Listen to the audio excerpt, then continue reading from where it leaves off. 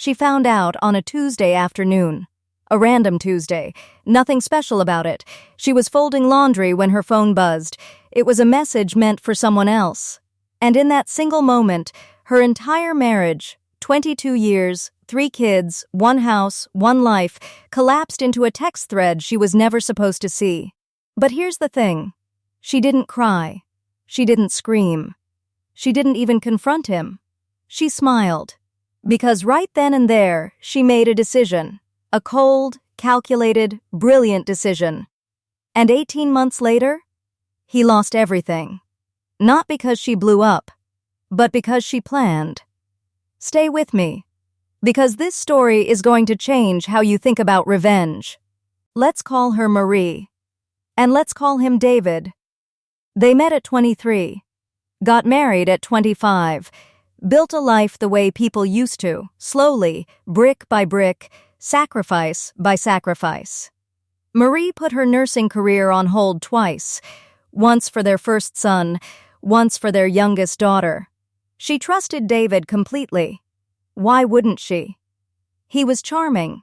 He was successful, and he was generous, with their friends, with their family, with his time. Turns out he was also very generous with a woman named Christine, his work colleague. For 15 years. 15 years. Let that number sit with you for a moment. Their oldest child was 6 years old when it started. Their daughter wasn't even born yet. David had been maintaining 2 lives, 2 women, 2 emotional realities. And the entire time, Marie was home, trusting him, loving him, building a future with him. She was 44 years old when that text buzzed on her phone. Can't wait to see you this weekend. Same hotel? K. That was it. That's all it said. But Marie didn't need more. She was a nurse. She was trained to stay calm in chaos, to assess before acting. So she did exactly that. She set the phone down, finished folding the laundry, made dinner, and she started planning. Now, most people in Marie's shoes would do one of 2 things. They'd either explode immediately, or they'd crumble. Marie did neither. She opened a separate bank account the very next day, in her name only. She called a divorce attorney, not to file, just to understand her rights. She requested copies of every joint financial document she could access, quietly, calmly, like she was organizing her annual tax records. And she never told a single person what she knew. Not her sister, not her best friend, not her mother. Why? Because she understood something that most people don't. Information is power, and you only get to use it once. While David went about his life, his dinners, his weekend trips, his secret phone calls, Marie was building a legal and financial fortress. She documented everything, every suspicious absence, every time his story didn't add up, every work conference that coincidentally landed on a weekend. She hired a private investigator for 6 weeks. She gathered receipts, hotel records, photographs. Then she consulted a forensic accountant. Because she had a new suspicion. A worse one. And that suspicion turned out to be correct. David hadn't just been cheating emotionally. He had been diverting money from their joint savings, small amounts, consistent amounts. For over 4 years, he was financing that other life with their money. The investigator's final report was 47 pages long, and Marie read every single page. Meanwhile, David noticed nothing. Not a tremor, not a crack in her composure. She cooked dinner. She attended their son's soccer games. She laughed at his jokes. She was the same Marie he had always underestimated. Except she wasn't anymore. Month 5. She quietly transferred the maximum she was legally entitled to from joint accounts into her personal account. Month 8. She completed an online real estate course and got her license. She hadn't told David. Month 11. She secured a part-time position at a private clinic. New income.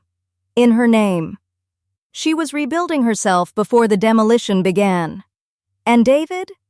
He had no idea the building was already condemned. Month 14. Marie found something she wasn't even looking for. Buried inside one of their shared email accounts, one David had forgotten she had access to, was a folder labeled Vacation Docs.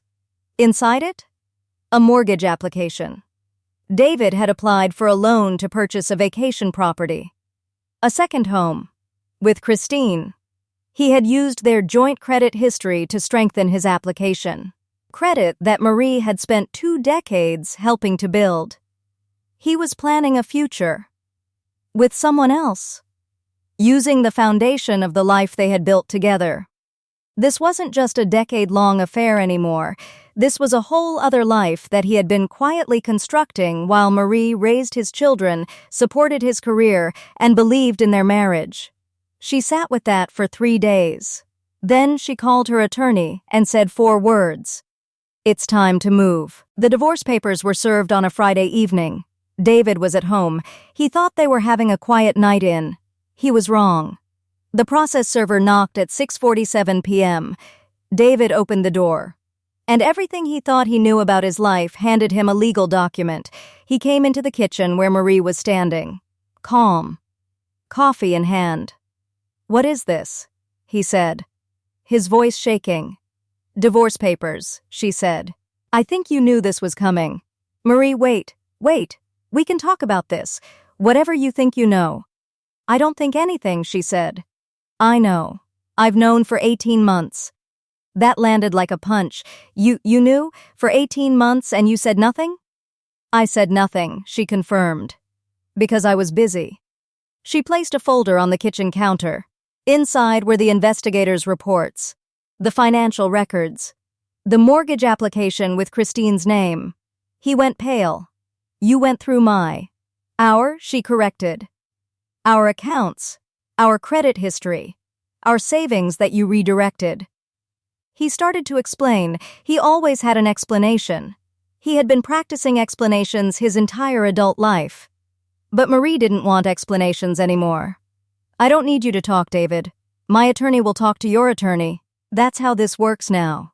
He tried to appeal to the marriage, to the kids, to their history. She listened. She let him say it all. And when he was finished, she said something he never expected. "I'm not angry at you anymore. I was, for about 3 days. But I'm not now. I just want what's mine.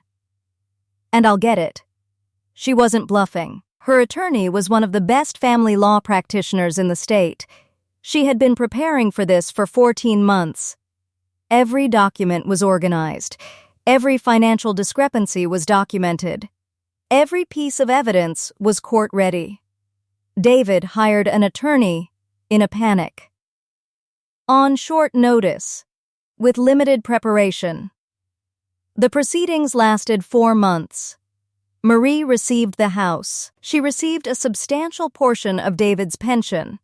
She received child support that reflected his actual income, not the adjusted figure he tried to present, and she was awarded damages related to the financial misappropriation. David moved into a 2-bedroom apartment. The vacation property? The loan application had never been finalized. That dream died before it ever had a chance to live. And Christine? 2 months after the divorce was finalized, she ended things with David.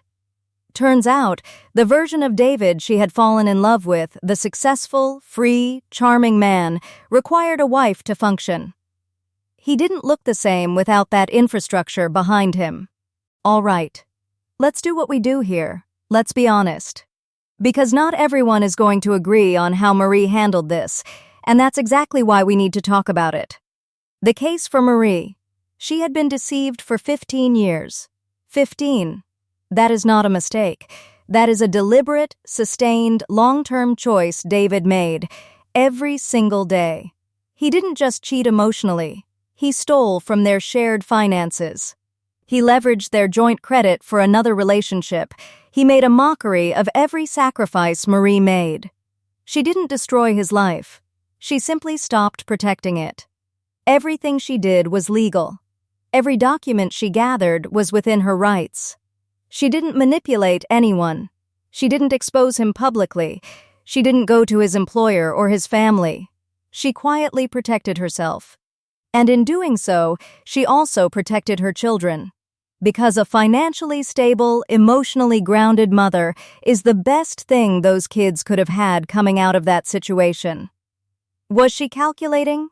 Absolutely. But so was he. For 15 years. The case against Marie, or at least the complicated part, some people will say she should have confronted him the moment she found out. That staying in the marriage for 18 months, smiling, cooking dinner, attending soccer games, while building a legal case behind his back is its own kind of deception. That the kids were also living in that house. And they deserved to know the truth too. Others will argue that the coldness of her approach, the strategy, the silence, the planning, suggests she had emotionally detached long before that text message arrived. That maybe the marriage was already over in her heart and she was simply waiting for the right moment. Is that fair? Is that honest? Or is that just survival? Here's what I think, and I want to hear what you think in the comments. Marie didn't create this situation. She responded to it. She did not have the luxury of righteous impulsiveness. She had 3 children, a mortgage, no active income, and a husband who had been systematically lying to her for 15 years. Blowing up in that moment would have been satisfying. But it also would have cost her everything. She chose her children's stability over her own emotional release. And I don't know if that makes her cold. Or if that makes her one of the bravest people in this story. You decide. So here's your verdict question for today. Was Marie right to wait 18 months before filing for divorce?